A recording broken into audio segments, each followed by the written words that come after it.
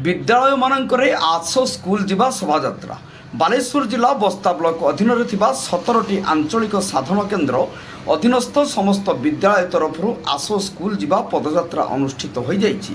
विद्यार्थी अभिभावक मध्य सकारात्मक भावना जागृत करने स्कूल रे 100% उपस्थापन उपरे गुरुत्व दे सचेतनता करा जाइछि। विभिन्न उच्च विद्यालय और सरकारी उच्च प्राथमिक विद्यालय पक्षरु आसो स्कूल जिबा पदयात्रा अनुष्ठित होइतिला। एही अवसर में छात्र छात्री मानक नै विभिन्न गाँ साही मानकरे शोभायात्रा बाहरी थिला। एथिरे समस्त प्रधान शिक्षक शिक्षयित्री अभिभावक अंशग्रहण कर गाँ गाँ साही साही बुली सचेतनता करने छात्र छात्री मान नृत्य संगीत करी सचेतन करा जाइतिला। समस्त सीआरसीसी सहयोग में सरकार महत्व उद्देश्य को साफल्य करा जाइछि। बस्तारु शिरीष महांती रिपोर्ट जनता एक्सप्रेस।